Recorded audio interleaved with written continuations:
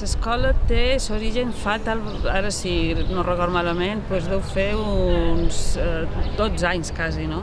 Amb aquests 12 anys s'ha fet 5 edicions.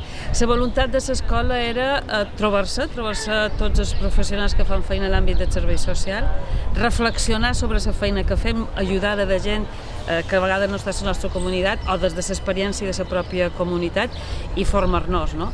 Jo crec que eren els 3 objectius que ha tingut l'escola de primavera. Darrere aquesta escola, primer de tot és govern. El que passa és que sempre ha tingut una vocació d'intentar crear xarxa. O sigui, els mateixos projectes d'escola sempre s'han configurat a partir d'experiències que s'estan desenvolupant en el territori de la comunitat autònoma i per tant hem fet sempre en col·laboració amb la universitat, amb col·legis professionals, amb entitats del tercer sector, amb administracions locals, amb els consells insulars i amb un pes també específic de l'Ajuntament de Palma.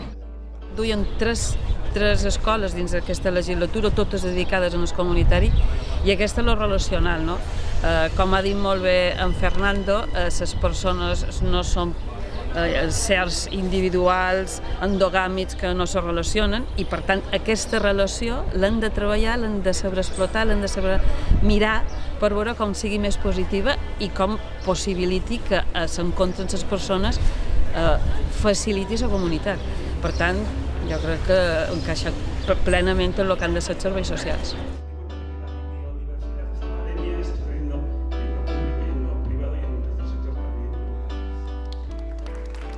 Ens trobem que el sistema educatiu, el sistema sanitari, el sistema de justícia i el sistema d'habitatge tenen un objecte molt definit i molt clar, no?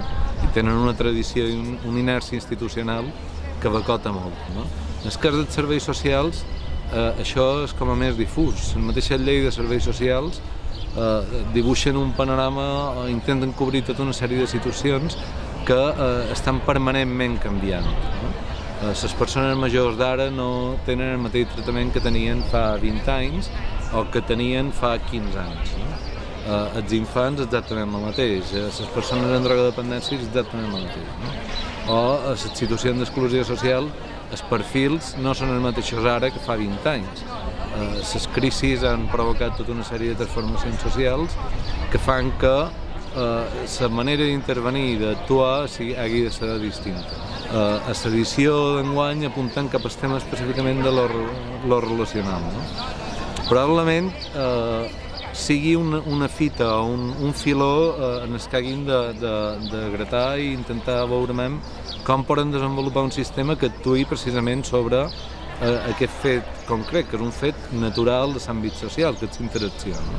Si hem de substituir família, hem de substituir llar, hem de substituir atenció comunitària perquè tot això està en crisi d'alguna manera com a conseqüència d'una sèrie de factors estructurals a nivell global, com hem de fer, no? Quin tipus de prestacions hem de desenvolupar i quin coneixement científic hem de desenvolupar per fer una intervenció que realment sigui efectiva i sigui interessant per a les persones que d'alguna manera puguin demandar aquestes intervencions, no?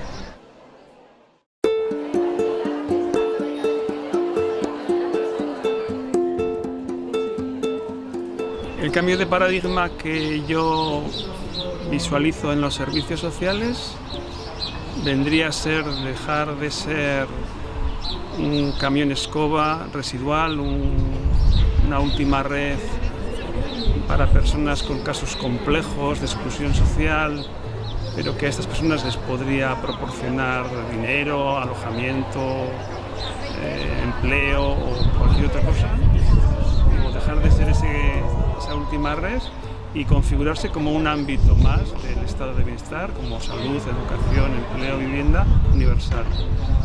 Para ello, obviamente, necesitan decir de qué necesidades o de qué aspectos se van a ocupar y la propuesta sería de la autonomía funcional para la vida diaria, de la capacidad de decisión sobre nuestra vida cotidiana, siempre pensando que eso se realiza en el seno de relaciones primarias de carácter familiar o comunitario.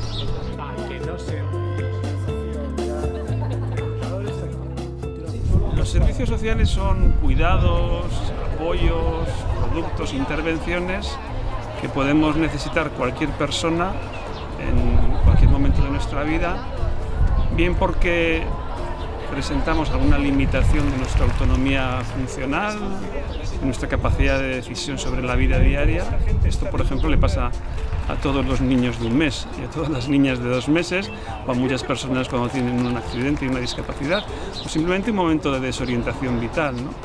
Y, por otra parte, puede acontecernos la necesidad de los servicios sociales porque de alguna manera nuestras redes primarias, familiares o comunitarias pues no son suficientemente sustentadoras. Cuando en este equilibrio entre la autonomía funcional y el soporte primario pues hay desajustes, diríamos que podríamos acudir a los servicios sociales, o los servicios sociales podrían intervenir antes de que eso suceda con un carácter preventivo.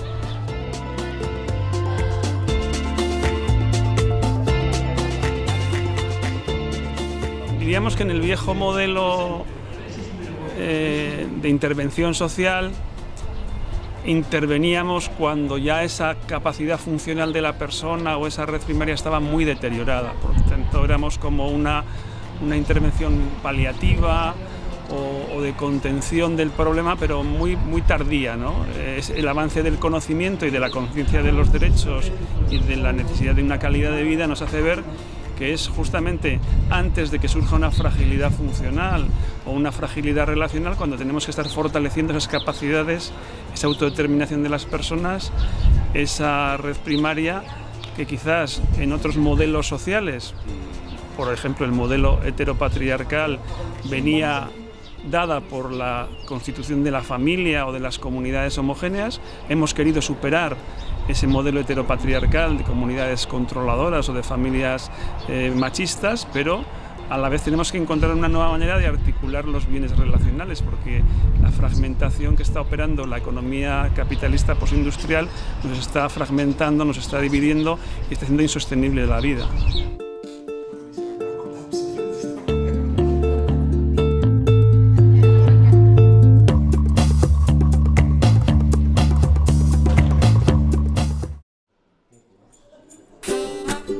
El encargo desde el principio era muy amplio, tal vez como muy general, pero desde el principio había algo que ya nos coincidíamos, que la escuela tenía que ser otro tipo de escuela, que lo que no podía ser es una escuela más al uso, una escuela estructurada en base a ponencias y tal. Veíamos que la escuela también tenía que corresponder a ese tema, que era un poco parte del encargo, que era cómo incorporar lo relacional a los servicios sociales, pues que la escuela tenía que corresponder a lo relacional, a ese objeto. Si queríamos hacer una escuela para poder entender la reinvención de los servicios sociales desde lo relacional, debía ser relacional y debía ser parte de un proceso también de innovación, un proceso que pudiera ayudarnos a transitar por algo nuevo, ¿no? Entonces, desde ahí tenemos la certeza de que a veces tenemos la fantasía de que pasar de A a B vamos corriendo, ¿no? Y no, pues es que entonces ahí lo que hacemos es repetir la rutina, ¿no? Entonces, ¿cómo pasar por un lugar más del no saber, por un lugar más desde lo desconocido, ¿no? Entonces, bueno, ahí hablábamos como de 4 momentos, ¿no? De 4 espacios, ¿no? Del espacio del cuidar, el espacio de la satisfacción, del espacio más del dejar de hacer, que sería más como la dimensión más de la insatisfacción. Luego estaría toda la parte de la incertidumbre, que llevamos como la necesidad de aclarar, y por último toda esa parte como de la innovación o del cambio, que sí tiene que ver con el testear, con el probar, ¿no? Sabiendo que es un modelo que lo hemos hablado estos días, ¿no? Es un modelo no tanto circular sino espiral, ¿no? La vivencia de un itinerario como este, hay algo que te modifica. Si lo aplicarán, en qué ritmo, cuándo, qué temporalidad, tal, para mí es difícil de imaginar. No sé si el lunes serán otras o si serán en otras, o sea, si cambiarán los servicios dentro de 2 años, pero bueno, no es una cuestión como que he llegado a la escuela y de repente me acaban de iluminar con un foco, sino no, es que esto que traía, que lo tenía por aquí atrás, que lo veía en el día a día, o insatisfacciones o necesidad de hacer otras maneras o tal, ahora ha cristalizado, cristalizar que estaba, ha cristalizado con otras iguales, ¿no? Que te están en la misma, y entonces por eso digo que es una personas con diferentes perfiles de diferentes áreas, de diferentes instituciones, con diferentes grados de jerarquía y responsabilidad. Si cada una de ellas da un paso, hay un terremoto. Y esto es así. Si cada una de ellas da un paso, esto puede ser muy grande.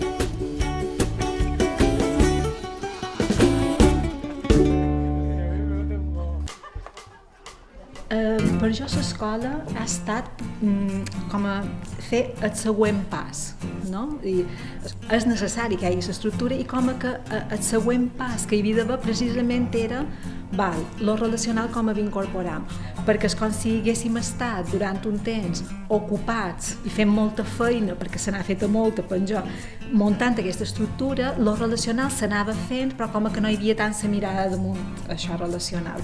I ara per jo està com a, anem a recuperar això, no ho deixem perdre, i no se tracta tant d'una cosa nova, sinó de no deixar perdre aquest aspecte, del vincle, de la relació.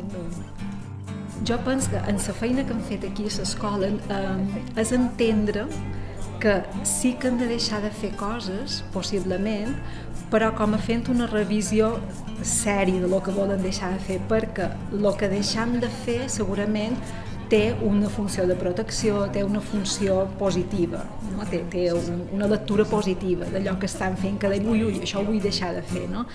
Com que abans de deixar-ho de manera dràstica seria com a val, però d'aquest aspecte que m'aquest, o aquest aspecte quina part positiva té. Sí, o l'impacte que té m'agrada que les coses que fem bé, però les fa hi ha algo nou, fins que tenim aquest algo nou, ets la por.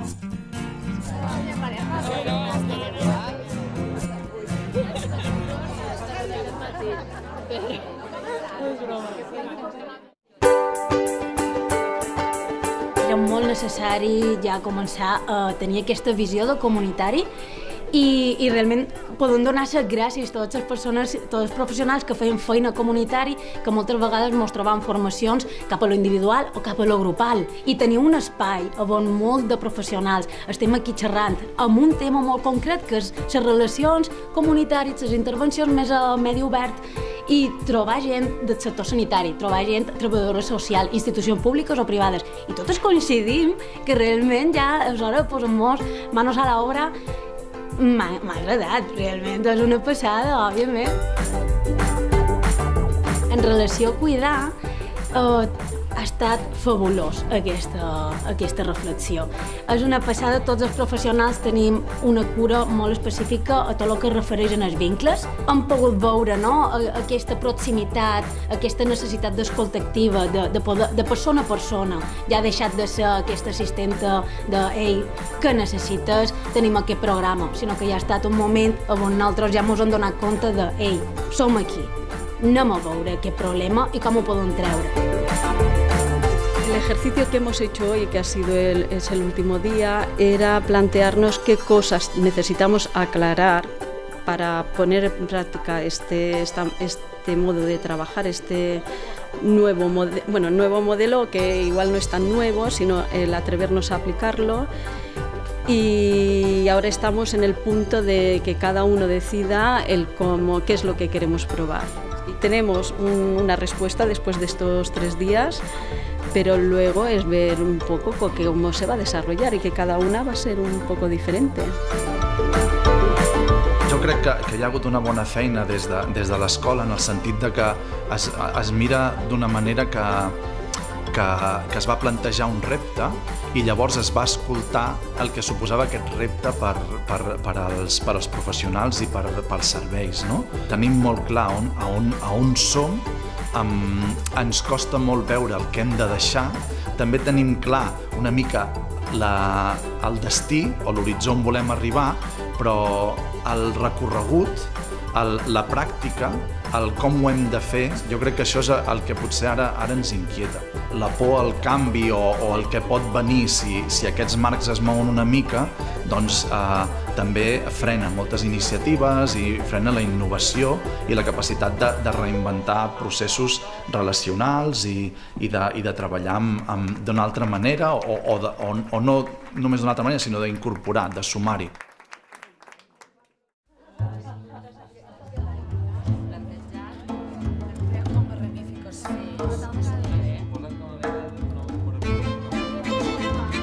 La escuela yo creo que me parece una oportunidad para darse un pequeño respiro, parar un poco las máquinas de lo que estamos haciendo, sentarnos un poquito a pensar qué estoy haciendo, cómo lo estoy haciendo, desde dónde lo estoy haciendo y hacia dónde vamos.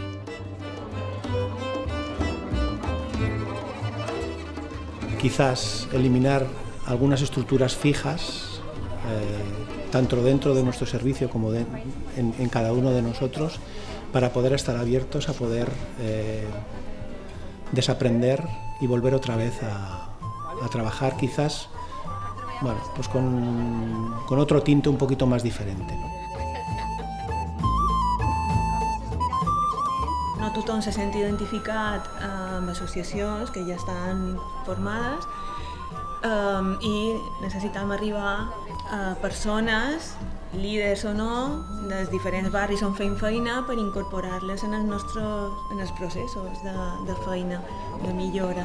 Hi ha serveis, hi ha entitats i en alguns llocs sí que hi ha persones, però és un repte i aquí ha quedat bastant en evidència que hem de comptar amb elles, s'ha de comptar amb elles. Hem de ser conscients que estem en una societat molt individualista i hem d'intentar crear llaços que n'hi ha i potenciar-los. Crec que en aquest sentit l'escola sí que torna a potenciar, recuperar aquests llaços i crear espais. El nostre repte serà crear espais de trobada allà on la gent pugui fer llaços i vincles, dins la comunitat o dins d'espais d'atenció individual.